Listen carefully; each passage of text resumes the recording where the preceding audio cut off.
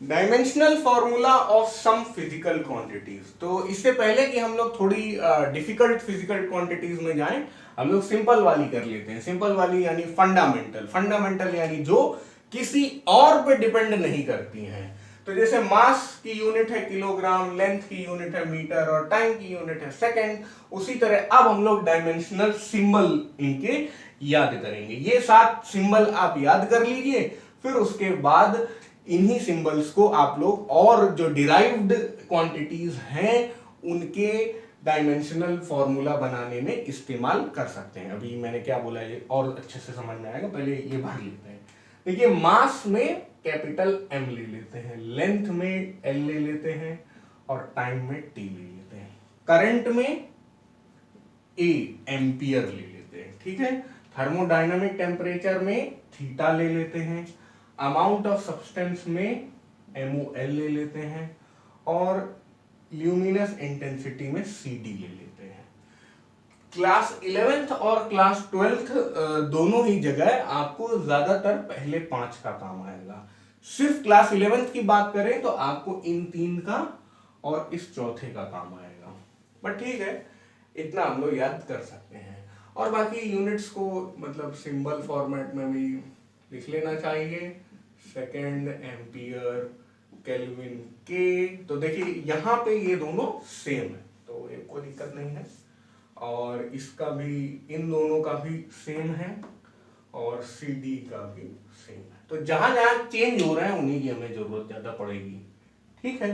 तो बढ़िया से ये टेबल आप कॉपी कर लीजिए और फिर इसी टेबल को यूज करते हुए हम लोग कैसे आगे बढ़ रहे हैं देखेंगे।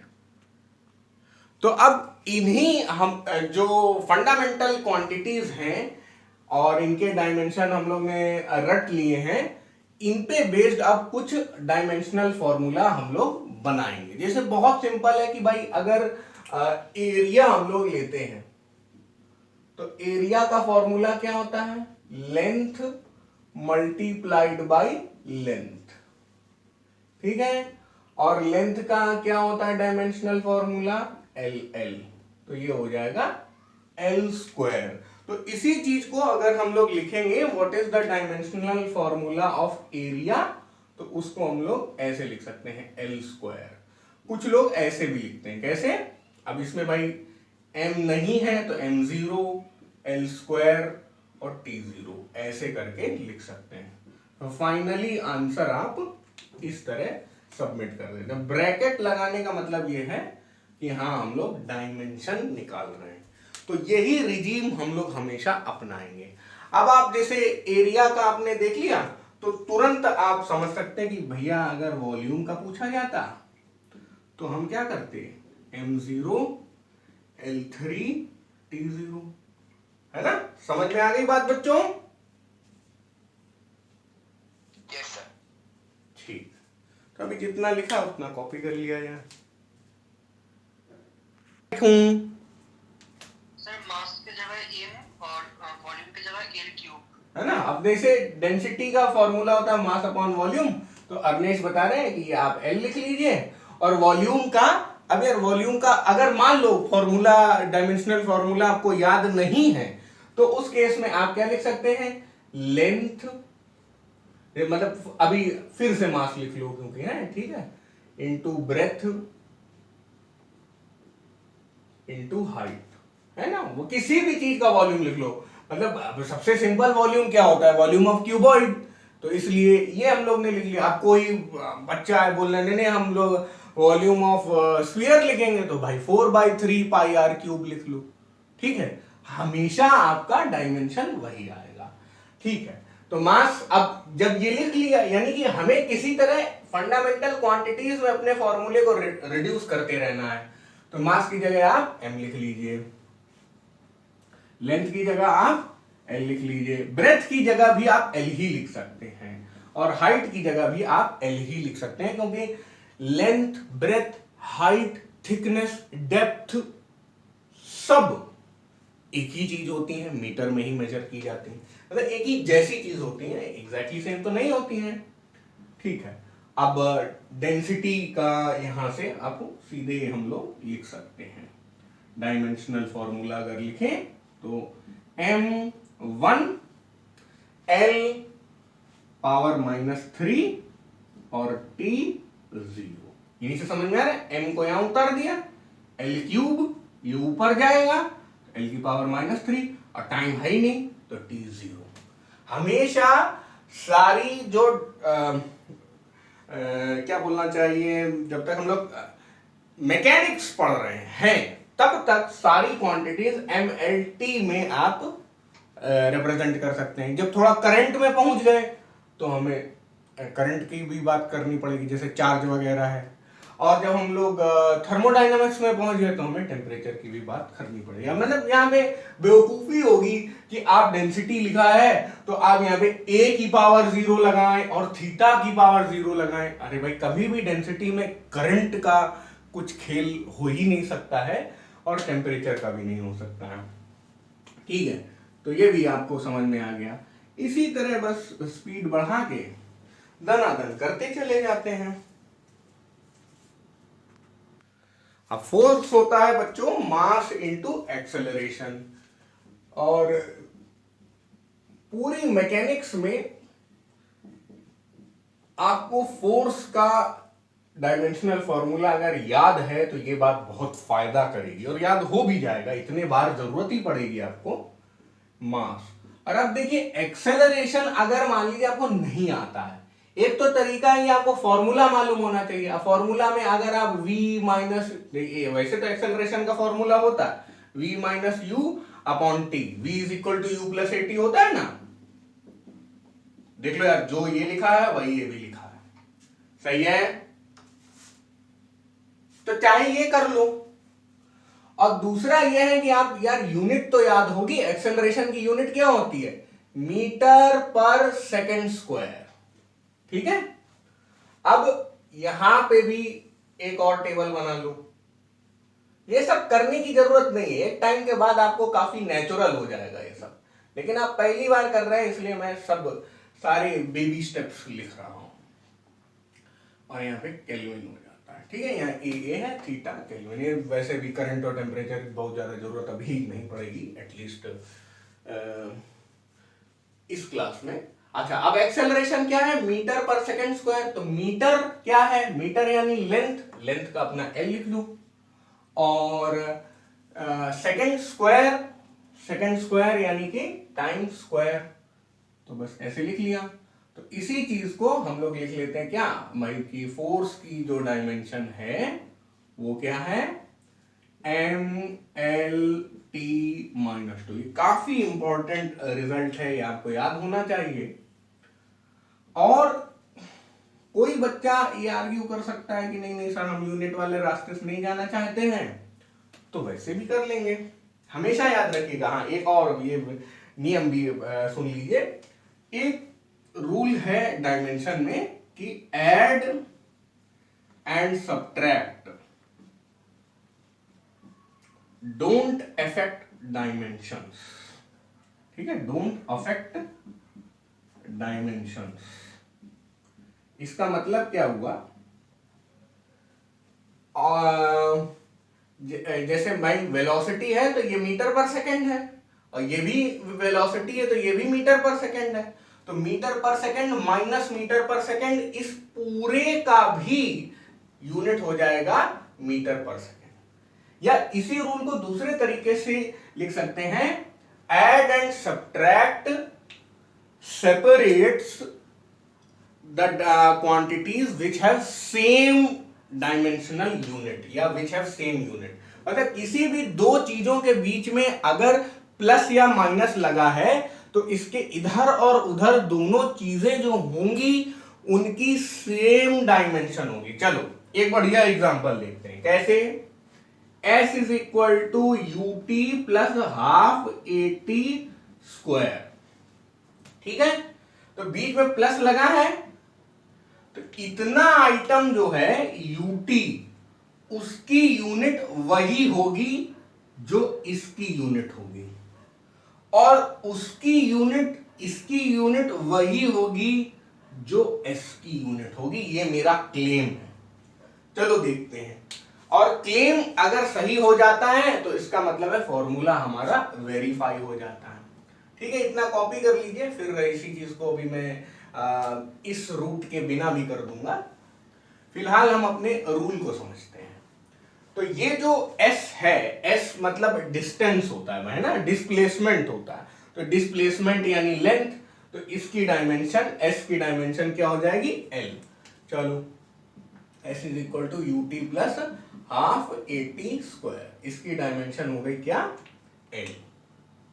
ऐसे लिख लिया। अब ut की, केवल u की नहीं, केवल t की नहीं, ut की। u क्या चीज है, वेलोसिटी है, इनिशियल वेलोसिटी है। तो वेलोसिटी की यूनिट क्या होती है, मीटर पर सेकेंड। अब आप कहेंगे फिर आप यूनिट वाले रास्ते में जा रहे हैं। चलिए कोई बात नहीं, u into T, velocity into time क्या चीज होती है बताइए, वेलोसिटी मल्टीप्लाइड बाय टाइम क्या होता है, अरे speed is equal to distance upon time, ये वाला फॉर्मूला यूज करिए, वेलोसिटी मल्टीप्लाइड बाय टाइम भी आपको चमक जाएगा। ut है डिस्टेंस, डिस्टेंस अगर वेलोसिटी लगी है तो डिस्प्लेसमेंट लिखना पड़ेगा। तो क्रॉस कंफर्म हो गया भैया कि इस तरफ भी डिस्प्लेसमेंट है, तो ut भी क्या हो गई, l हो गई। ठीक, इस तरह आप कर सकते हैं, हमेशा वेरीफाई वाले सवाल अभी आपको मिलेंगे भी। फिर उसके बाद आ जाते हैं हाफ AT स्क्वायर। चलो हाफ AT स्क्वायर को भी समझ लेते हैं। ठीक है, मैं लिखता जा रहा हूं, मिटाता जा रहा हूं, आई होप आप मेरे साथ लिख भी पा रहे हैं, चल रहा है ना। हाँ सर। ठीक है, ओके। अब उसके बाद आ गए हाफ AT स्क्वायर में।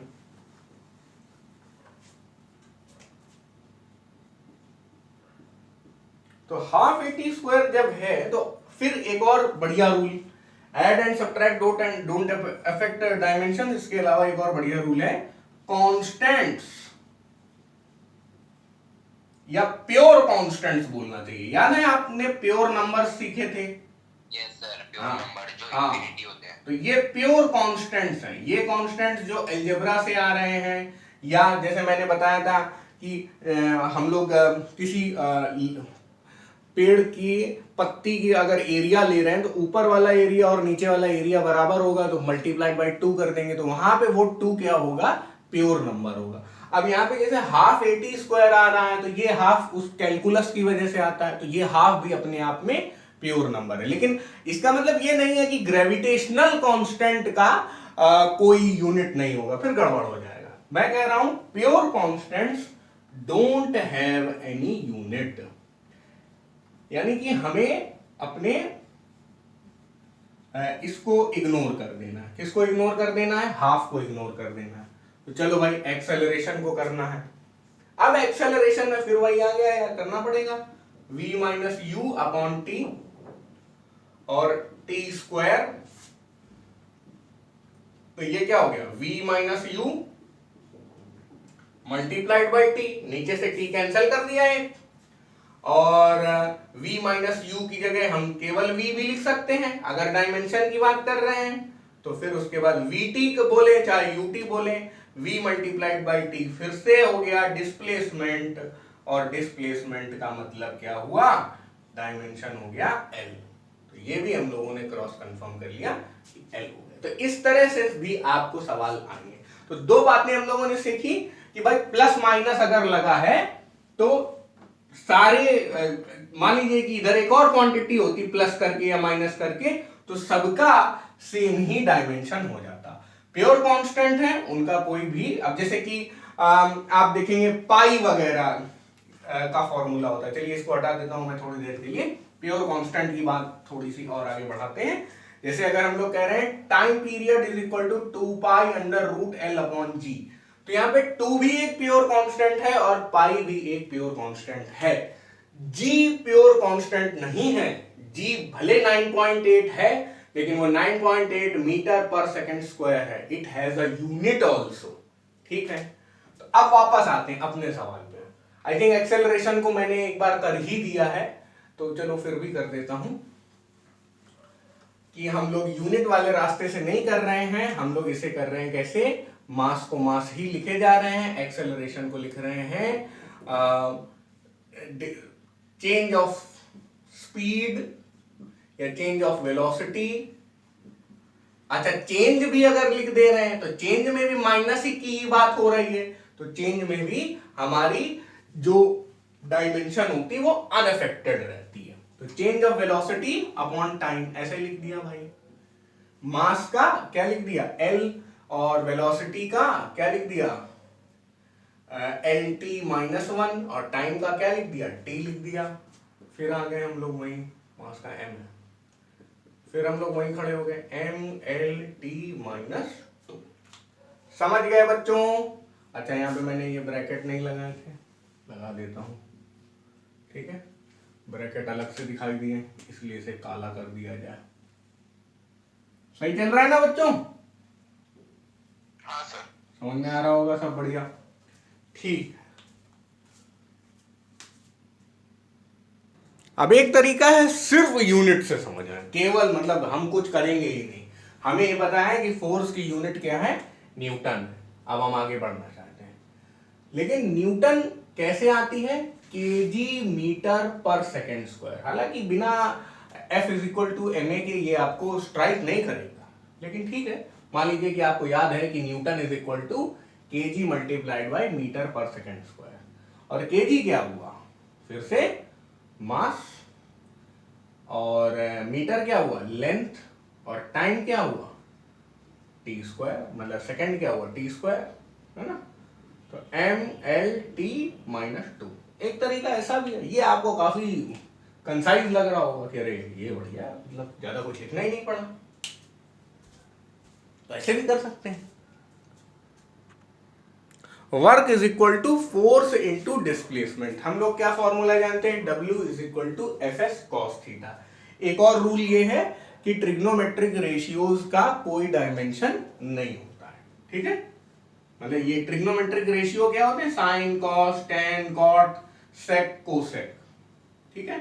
Trigonometric ratios don't have any dimension. तो इसका मतलब हम लोग वहां पर केवल W को वर्क कंसिडर किए, फोर्स को, F को फोर्स कंसिडर किए, और S को डिस्प्लेसमेंट, इसी से काम चला लिया। अब मान के चल रहा हूं कि आपने रट लिया है कि force is equal to M L T minus two, ठीक है। और अगर दो दो है ब्रैकेट में, जस्ट बगल में आप लिख सकते हैं, या मल्टीप्लाई लगाएं चाहे ना लगाएं, कोई प्रॉब्लम नहीं है। डिस्प्लेसमेंट क्या, वो भी लेंथ है, L, तो ये क्या हो गया, M L square T minus two. बस ये वर्क की डायमेंशन हो गई, ठीक है। उसी तरह आप एनर्जी की करना चाहते हैं, तो मान लीजिए एनर्जी अब दो तरीके की होती है, काइनेटिक एनर्जी और पोटेंशियल एनर्जी। तो मैं चलिए काइनेटिक एनर्जी का कर देता हूं। काइनेटिक एनर्जी का फॉर्मूला बताइए बच्चों, 10th में पढ़ा था हम लोगों ने, K E is equal to 1/2 mv square, मतलब kinetic energy is equal to half mv square. फिर मैंने क्या बोला था, हाफ अपने आप में प्योर कांस्टेंट है, कैलकुलस की वजह से आया है, इसलिए उसको हम लोग ज्यादा इज्जत नहीं देंगे। m क्या है, मास है, और ये क्या है, वेलोसिटी स्क्वायर है। अब आगे आप केवल फॉर्मूला लिख के भी ऐसे चल सकते हैं, ये तो मैं पूरा पूरा लिख रहा हूं इस टेबल से रिलेट करने के लिए। अब मास क्या है, m है, और वेलोसिटी क्या है, एल टी माइनस वन, है ना। वेलोसिटी का हम लोग कर सकते हैं यार, डिस्टेंस अपॉन टाइम, या डिस्प्लेसमेंट अपॉन टाइम, ठीक है। और हाफ एम वी स्क्वायर है, तो यानी कि हमारी वेलोसिटी का भी स्क्वायर आएगा। आप ऐसे लगा दो, ऐसे लगा दो, इसका भी स्क्वायर कर दो, M L square T minus two. तो ये हो गया किसका, काइनेटिक एनर्जी का डायमेंशन। उसी तरह आप लोग पोटेंशियल एनर्जी का करिए फटाफट। चलो, पोटेंशियल एनर्जी में मास into acceleration due to gravity into height, potential energy is equal to mgh। तो एक्सेलरेशन ड्यू टू ग्रेविटी क्या होता है भाई, मीटर पर सेकंड स्क्वायर में मेजर किया जाता है ना। जी भाई, जी की वैल्यू क्या होती है, जी इज इक्वल टू 9.8 मीटर पर सेकंड स्क्वायर। तो मीटर एल हो गया, पर सेकंड स्क्वायर टी स्क्वायर हो गया।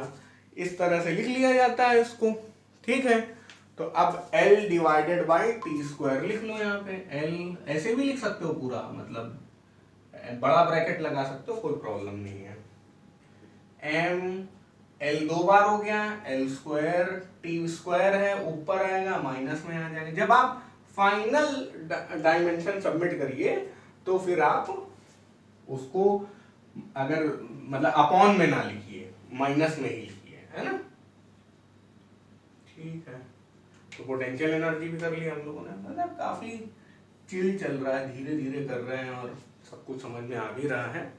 उन लोग के लिए है जिन्होंने आज तक कभी कोई डायमेंशन ही नहीं निकाली। अगर आपको पहले से आता है तो बढ़िया वीडियो 2x स्पीड पे देखिए, जल्दी जल्दी आगे बढ़िए।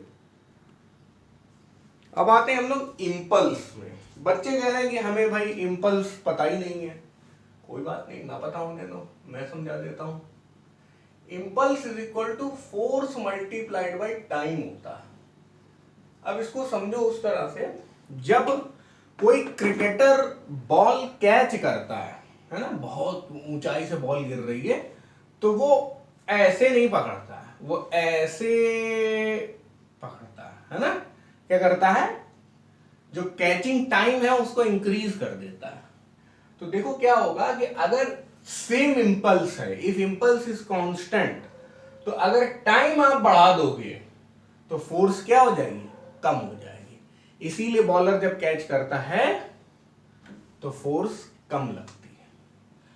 अब उल्टा मतलब बॉल की वजह से हाथों में फोर्स कम लगती है, फोर्स कम लगेगी तो चोट कम लगेगी। अब इसी का एक उल्टा केस है, जब हम लोग कील गाड़ते हैं हैमर से, ठक ठक, तो हम लोग ऐसा नहीं करते कि ठक दबाए रहे, ऐसा नहीं करते, तुरंत मारते हैं, तुरंत हटा लेते हैं, ठक ठक। तो उसमें हम लोग क्या करते हैं, टाइम कम करते हैं, टाइम ऑफ इंपैक्ट जो है वो कम करते हैं। तो जब टाइम ऑफ इंपैक्ट कम करेंगे तो फोर्स बढ़ जाएगी, यानी कि इंपल्स ज्यादा होगा। ये फंडा रहता है। हम लोग तो डायमेंशनल एनालिसिस कर रहे हैं। Time T, ml t minus 1, ठीक है, बस हो गया। ये इंपल्स का डायमेंशन हम लोगों ने लिख लिया। अब याद है ना, फोर्स का डायमेंशन हमें याद रखना होता है, mlt माइनस 2 कर लीजिए। बहुत सारे फॉर्मूलों में फोर्स डायरेक्टली यूज करेंगे। तो अब एक डायग्राम आपके सामने बना हुआ आपको समझाने के लिए कि अगर मान लीजिए इसको हम ऐसे धक्का देंगे तो ये इधर दबेगा और फिर ये ऐसे ऐसे करेगा।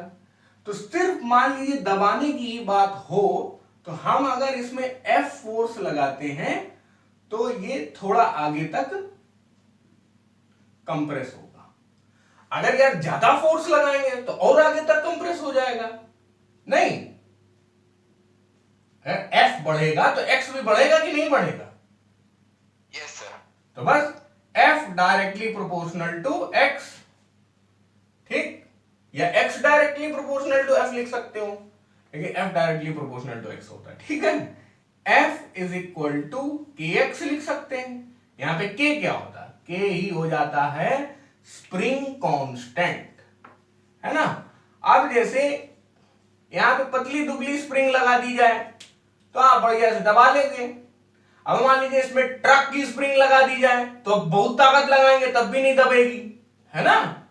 या नहीं, वो ट्रेन के वो इंजन में लगे रहती है, ट्रेन के उसमें डब्बों उब्बों में भी लगी रहती है, जहां पहिए लगे होते हैं, व्हील्स होते हैं ट्रेन के, उधर खूब मोटी, इतनी मोटी स्प्रिंग होती है इससे। तो वैसी स्प्रिंग होगी तो आप भाई हाथ से दबा ही नहीं पाएंगे। तो जब स्प्रिंग कांस्टेंट बहुत ज्यादा हो जाएगा तो हमारा कंप्रेशन कम हो जाएगा उतनी ही फोर्स के लिए। और जब स्प्रिंग कांस्टेंट बहुत कम होगा, यानी दुबली स्प्रिंग होगी, पतली दुबली स्प्रिंग होगी, तो हम उसको खूब ज्यादा दबा लेंगे, एक्स मतलब दुबले आदमी को, कमजोर आदमी को वैसे भी समाज बहुत दबाता है, तो कमजोर स्प्रिंग को आप बहुत बढ़िया दबा लेंगे। ठीक है, तो F is equal to K X, K is spring constant. तो अब आपको बढ़िया लगेगा कि अच्छा K is equal to F upon X. F हम लोग रट चुके हैं, एफ क्या है, फोर्स है, M L T minus two. X क्या है, एक्स भाई डिस्टेंस है या डिस्प्लेसमेंट है, तो यहां पे अपन एल लगा लिए। तो बस ये क्या हो गया, M L zero T minus two, M की पावर 1 रख लो। तो ये के क्या है हमारा, स्प्रिंग कांस्टेंट। तो स्प्रिंग कांस्टेंट की भी डायमेंशन हमें समझ में आ गई। भाई अगर आपको ये चीज नहीं पता होती तो फिर ये फॉर्मूला बताने में मुझे थोड़ा संकोच लगता और आपको समझने में भी कष्ट होता। अब सही है ना? अब सही है सर। पहले प्रेशर कर ले। Pressure is equal to thrust upon area, हम लोग ने काफी पहले पढ़ा था। थ्रस्ट बोले चाहे फोर्स बोले एक ही चीज होती है, क्योंकि थ्रस्ट की न्यूटन ही यूनिट होती है। तो अब फोर्स का क्या है हम लोग याद कर चुके हैं, dimensional formula M L T minus two. Area का भी याद कर चुके हैं, एम एल स्क्वायर। बस कोई दिक्कत नहीं है। एम अब ये एल स्क्वायर ऊपर जाएगा, +1 -2, तो M L -1 T minus two, ये लो बंद कर दिया। ठीक है, ये हो गया प्रेशर का। तो जैसा प्रेशर होता है वैसा ही स्ट्रेस होता है। फिलहाल आप ये मान लीजिए, जब हम लोग हुक्स लॉ पढ़ेंगे तब स्ट्रेस और प्रेशर में क्या डिफरेंस है थोड़ा वो भी सीख लेंगे। जैसे नहीं मतलब यार, अब वेलोसिटी और स्पीड जो होती है वो सेम ही होती है डायमेंशन के हिसाब से, लेकिन असली में वेलोसिटी और स्पीड का हम लोग डिफरेंस भी पढ़ते हैं, उसी तरह की बात है। तो डायमेंशन में काम चल जाता है, कम ज्ञान भी चल जाता है। फोर्स अपॉन एरिया, तो ये भी वही हो गया, फोर्स अपॉन एरिया होगा तो वही लिख दिया जाए तुरंत, M L -1 T minus two. और ये ऐसा ब्रैकेट नहीं लगाओगे तो आपके स्कूल के निर्दयी टीचर आपके नंबर काट लेंगे, ध्यान रखिएगा, ब्रैकेट जरूर लगाना। मान लीजिए कोई रॉड है, उसमें हम लोग फोर्स लगा लें, तो दोनों तरफ से फोर्स लगा रहे हैं, खींच रहे हैं उसको, लंबी करने की कोशिश कर रहे हैं, तो ये थोड़ी सी लंबी हो जाएगी, क्या दिक्कत है, थोड़ी सी लंबी हो जाएगी, थोड़ी सी पिचक भी जाएंगी। याद करो हम लोग वायर वगैरह ऐसा करते थे पहले, तो लेकिन आप क्या कर रहे हैं कि जरा सा ही बढ़ा रहे हैं। तो चेंज इन लेंथ, अगर मान लीजिए मैं इसको थोड़ा इधर खिसका दूं,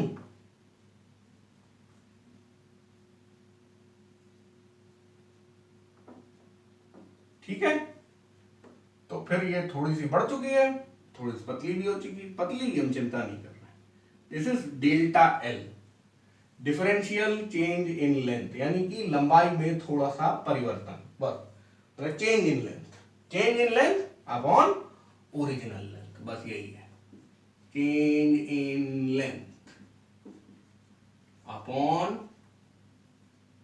ओरिजिनल लेंथ। अच्छा, अगर डायग्राम नहीं देख पाए हो तो देख लो भाई, पहले अपनी रॉड ऐसी थी, उस पर थोड़ा सा पराक्रम दिखाया गया तो वैसी हो गई। अब उसकी total length L plus delta L हो गई। अब उसकी बढ़ी हुई लेंथ जो है वो डेल्टा L है, और डेल्टा L को हम लोग ऐसे लिख दें, ओरिजिनल लेंथ ऐसे लिख लें, लेंथ की डायमेंशन यहां से उठा लें L, चाहे छोटी सी लेंथ हो चाहे बड़ी सी लेंथ हो, सबका सेम डायमेंशन है।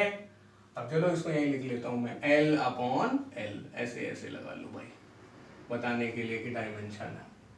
एल एल कट गया, 1 हो गया, तो 1 भी हम लोग थोड़ा इज्जत से लिखते हैं, M0 L0 T0, 1 भी लिख सकते हैं, लेकिन मतलब ये MLT दिखता है तो खुद ही आदमी समझ जाता है कि डायमेंशन की बात हो रही, इसलिए ऐसे किया जाता है। आ गई बात समझ में बच्चों? स्ट्रेन समझ लिया,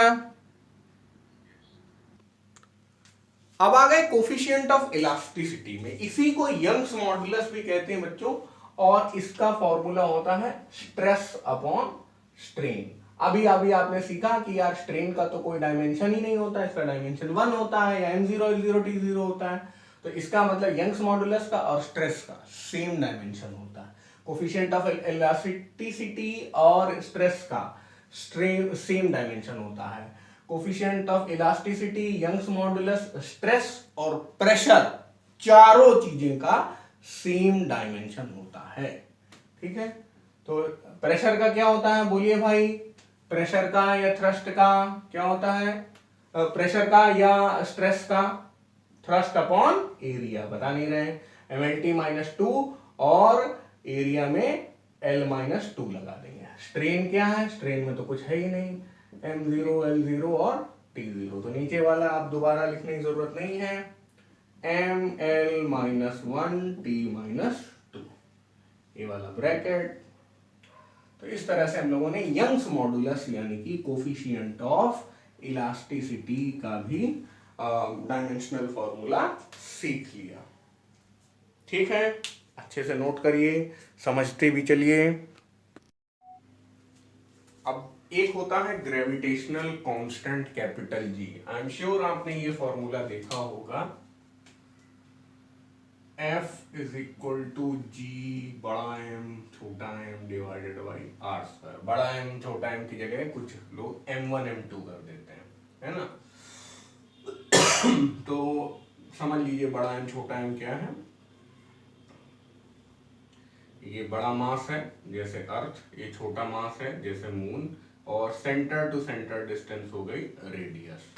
कैपिटल जी ही वो ग्रेविटेशनल कांस्टेंट है जिसमें हम लोग इंटरेस्टेड हैं।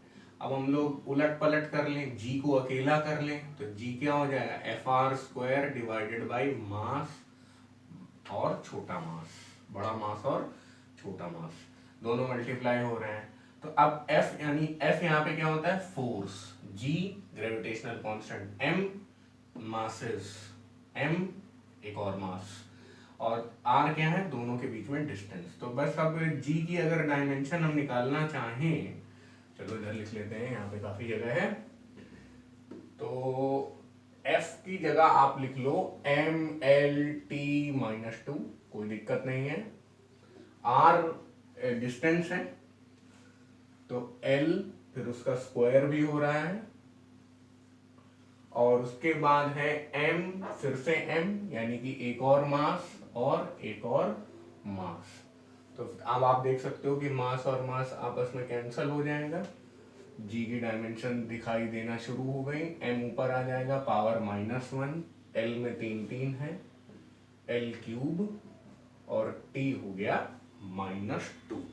तो ग्रेविटेशनल कांस्टेंट की आपकी डायमेंशन आपके सामने है m to the power -1, L cube और T -2। ठीक है, तो अब इन्हें बक्सा बना देते हैं। अच्छा, अब एंगल में क्या होता है, देखिए रेडियन की डेफिनेशन होती है, एंगल अगर हम लोग हायर क्लासेस में मेजर करते हैं तो हम लोग रेडियन में ही मेजर करते हैं, और 1 radian is equal to arc length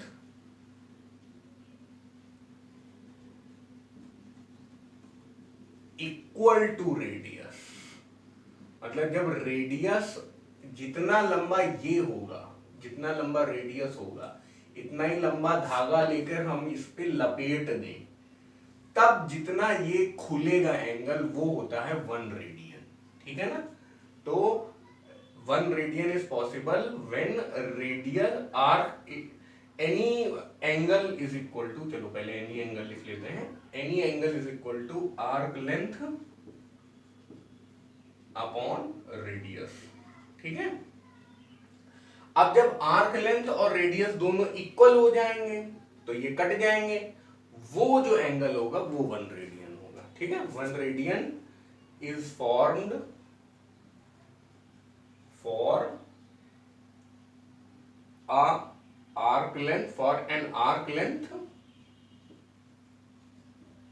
equal to radius। ठीक है, ये आप समझ सकते हैं। तो अभी तो हम लोग अगर डायमेंशन निकालना चाहते तो हम लोग तो इसमें इंटरेस्टेड हैं। आर्क लेंथ किस में मेजर की जाएगी यार, वो मीटर में मेजर की जाएगी, तो लेंथ का डायमेंशनल सिंबल L, और रेडियस भी लेंथ ही है तो ये भी L हो जाएगा, L कट जाएगा। तो इसका एंगल का अगर हम डायमेंशन लिखना चाहेंगे तो हम लोग लिखेंगे L टू द पावर 0, और केवल L टू द पावर 0 क्यों लिखें, M0 L0 T0 पूरा लिख देंगे। तो अब ये पहली क्वांटिटी हम लोगों ने ऐसी की जो क्या है, डायमेंशन लेस है, जिसमें तीनों जीरो आ जाएं, वो क्या हो जाएगा, डायमेंशन लेस हो जाएगा। अभी जैसे एंगल देखा हम लोगों ने, मुझे याद नहीं था, हम लोग कर चुके हैं, स्ट्रेन भी हम लोग कर चुके हैं, जब स्ट्रेस स्ट्रेन कर रहे थे तो वो भी डायमेंशन लेस होता है M0 L0 T0, क्योंकि वो किसका रेशियो है, increase in length upon original length, या change in length upon original length. तो भाई लेंथ का रेशियो है ना, यहाँ पे ये भी लेंथ और रेडियस का रेशियो है। उसी तरह डेंसिटीज का रेशियो हो गया, रिलेटिव डेंसिटी, वेलोसिटीज का रेशियो हो गया, रिफ्रैक्टिव इंडेक्स, ये आप लोग पिछले साल पढ़ चुके हैं ऑप्टिक्स में, जब लाइट चैप्टर पढ़ा था सेलिना से। अच्छा, फिर उसके बाद ये ट्रिग्नोमेट्रिक रेशियोज है, तो ये भी लेंथ के ही, भाई ट्रायंगल में क्या होता है यार, परपेंडिकुलर, बेस और हाइपोटेन्यूज, इन्हीं सब के तो रेशियो होते हैं, तो ये भी लेंथ के रेशियो हो गए। तो जितने भी रेशियो हैं उन्हें हम लोग कह रहे हैं, एक ही चीज के रेशियो अगर, तो वो प्योर रेशियो है, यानी कि न्यूमरेटर और डिनोमिनेटर में अगर सेम चीज लिखी हुई है तो वो प्योर रेशियो है। उसी तरह ये सब क्या है, log 15, ln 27, पाई, ई वाला ही एक्सपोनेंशियल होता है, आगे पढ़ेंगे आप मैथ्स में, 217, 200, -7, है ना, डेसिमल, फ्रैक्शन, कुछ भी हो, ये सब क्या है, प्योर नंबर्स। तो प्योर नंबर्स हो या प्योर रेशियोज हो, इन सब की डायमेंशन क्या होती है, M0 L0 T0, यानी वो क्या होते हैं, डायमेंशन लेस होते हैं। पिछले साल आपने स्पेसिफिक हीट कैपेसिटी पढ़ा था, लेटेंट हीट पढ़ा था, याद है एक चैप्टर था कैलोरीमेट्री, तो उसमें देखो अगर भूल गया हो तो याद दिला देता हूं, Q is equal to MC delta T, ऐसा फॉर्मूला था। यहां पे था Q is equal to ml, ठीक है, Q क्या था, क्वांटिटी ऑफ हीट, ठीक है, मतलब हीट था, H भी लिख सकते हो आप, और M था मास, और C था यही specific heat capacity, delta T था चेंज इन टेम्परेचर, और यहाँ पे लेटेंट हीट था, ये था मास, और ये फिर से हीट, ठीक है। तो देखो हीट तो हीट एनर्जी है, एनर्जी की यूनिट क्या होगी, जूल होगी, और जूल किसकी यूनिट, मतलब जूल का डायमेंशन फॉर्मूला हम लोग कर चुके हैं, क्या था, देखो energy is equal to energy work done जैसा होता है, तो फोर्स इनटू डिस्टेंस, यानी कि MLT-2।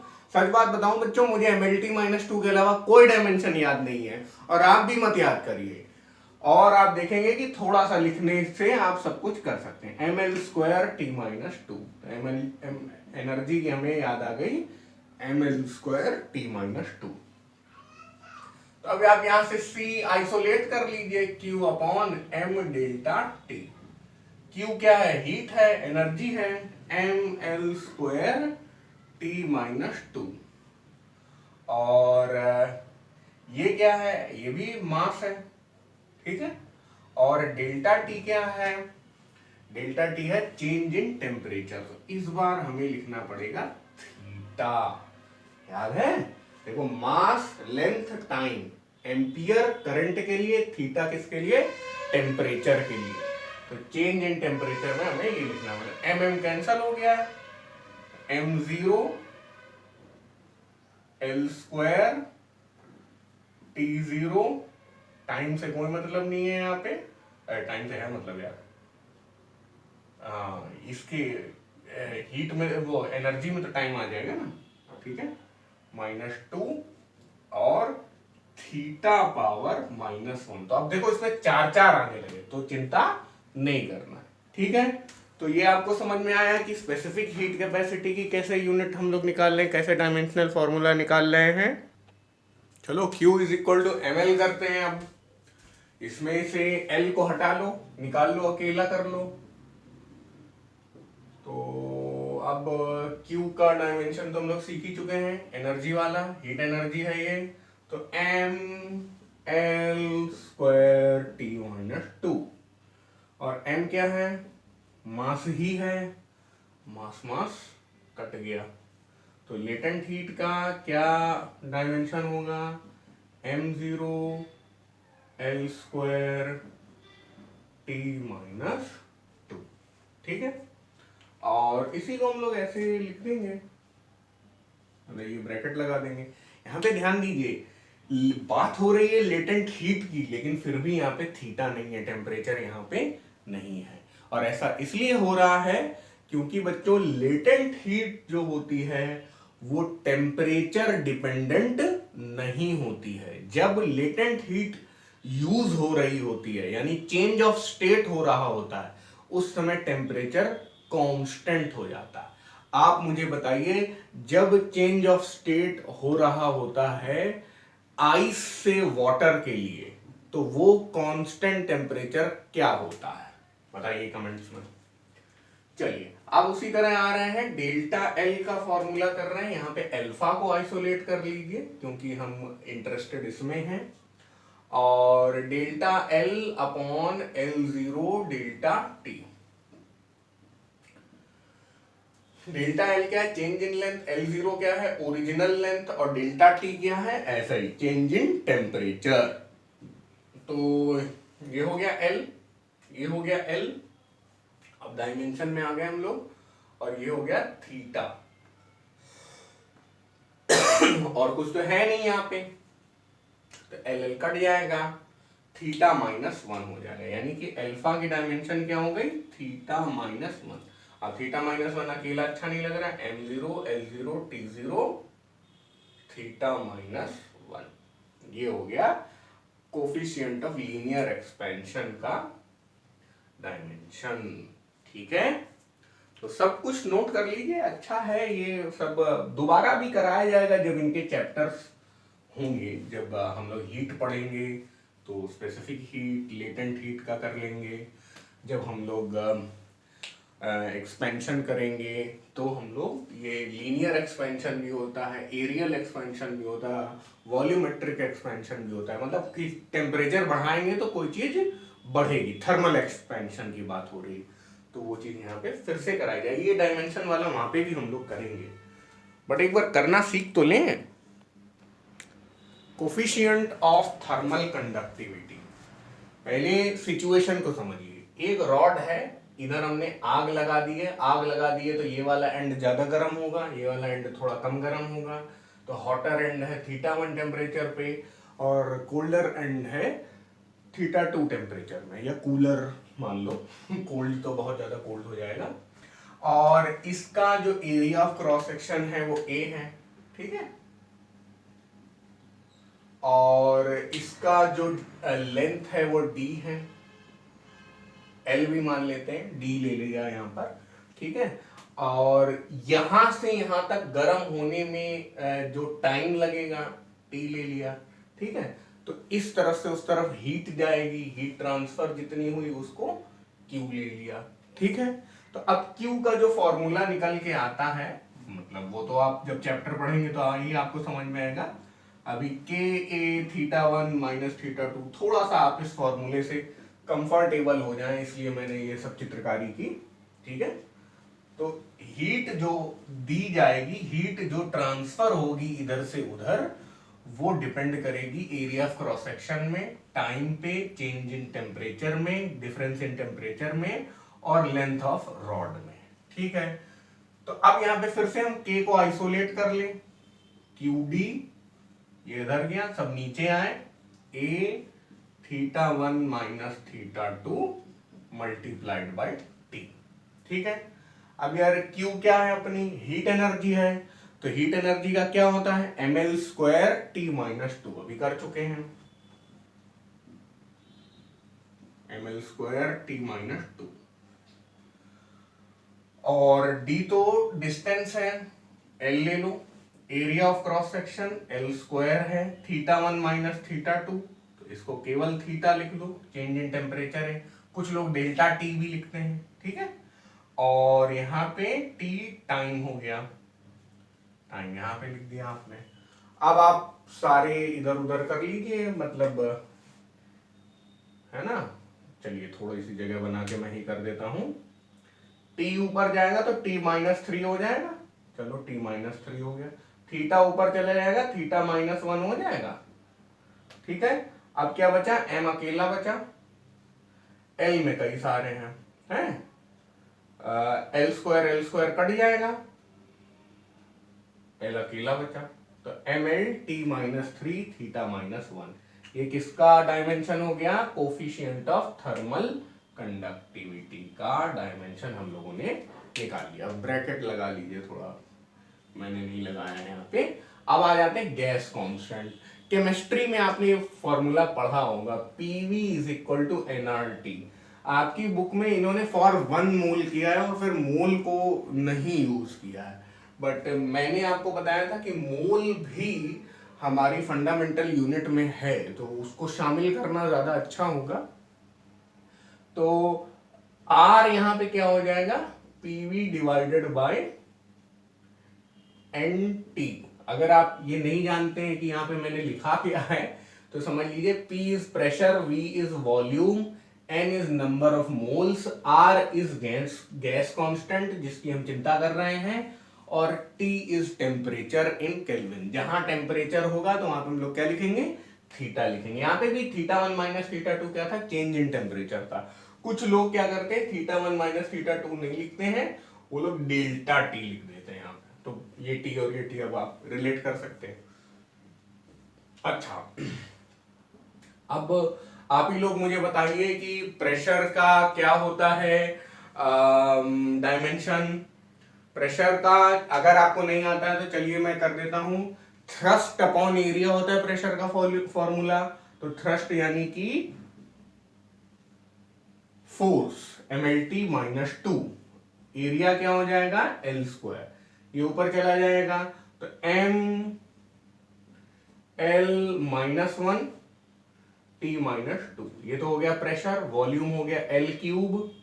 नंबर ऑफ मोल्स को मैं MOL लिख रहा हूं, ठीक है, मतलब ऐसा सिंगल लेटर नहीं मिला है, मोल को MOL मिला है, ठीक है।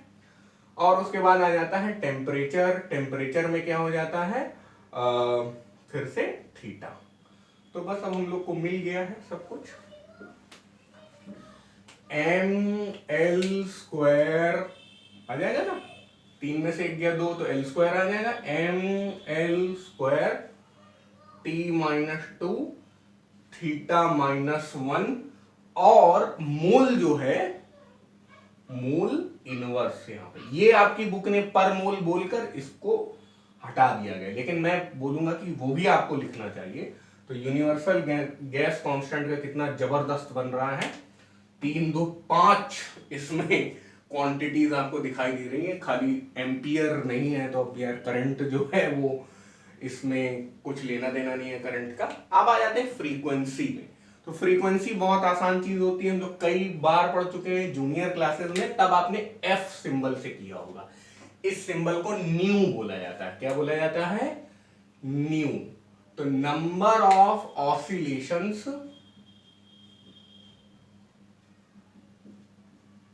अपॉन टाइम, नहीं बोलते नंबर ऑफ ऑसिलेशंस पर सेकेंड, यही तो फ्रीक्वेंसी की डेफिनेशन होती है। तो यानी कि नंबर ऑफ ऑसिलेशंस तो एक नंबर हो गया, तो उसकी डायमेंशन m0 l0 t0 हो गई, लेकिन टाइम की डायमेंशन क्या हो जाएगी, t।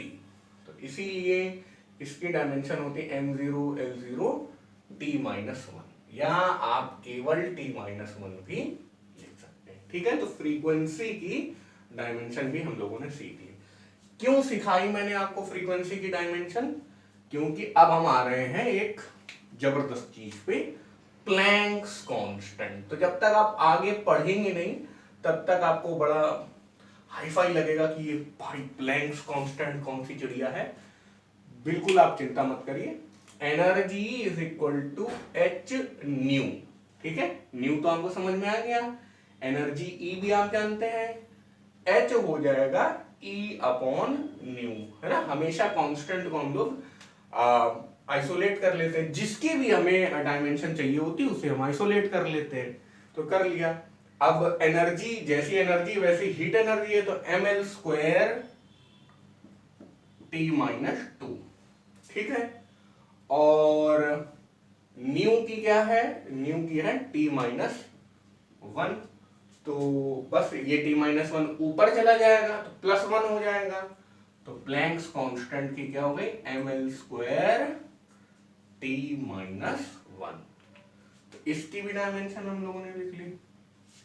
प्लैंक्स कांस्टेंट भी सीख लिया, गैस कांस्टेंट भी सीख लिया, है ना, और थर्मल कंडक्टिविटी कोफिशिएंट भी सीख लिया, सब सीख लिया। इलेक्ट्रिक चार्ज का फॉर्मूला आप जरूर जानते होंगे, Q is equal to I T. तो Q की अगर डायमेंशन देखे जाए तो I क्या है, एम्पियर है। याद करो हम लोगों ने क्या पढ़ा था, अभी मैंने मिटा दिया, M L T A theta और मूल, है ना। तो अब इसमें एक और था कैंडेला भी, CD, वो हम लोग ने डिस्कस ही नहीं किया क्योंकि उसका ज़्यादा यूज़ होता ही नहीं है, ना 11th में आपको यूज़ आएगा ना 12th में ज़्यादा आएगा। ठीक है, तो I का, करंट का, एम्पियर, और T क्या है, टाइम है, तो टाइम का हो गया 80। तो डायमेंशन ऑफ इलेक्ट्रिक चार्ज क्या हो जाएगा, M0 L0 T1 और A की पावर 1। ठीक है, तो ये आपकी बुक में नहीं किया गया है, शायद पर्पसली इसलिए नहीं किया है उन्होंने क्योंकि 12th में आप लोग चार्ज वगैरह पढ़ेंगे। बट बच्चे बोल रहे थे कि सर आपने एम्पियर वाला कोई कराया ही नहीं है, तो करा दिया भाई। तो एम एल टी सब हो गया, एम्पियर वाला हो गया, थीटा वाला हो गया, मोल वाला भी हो गया, कैंडेला वाला नहीं हुआ, वो करने की जरूरत भी नहीं है क्योंकि वो आएगा ही नहीं आपके में। तो काफ़ी सारी डायमेंशंस हम लोगों ने सीख ली हैं, मैंने सबकी फ़ोटो यहाँ पर लगा दी है, अच्छे से देख लीजिए।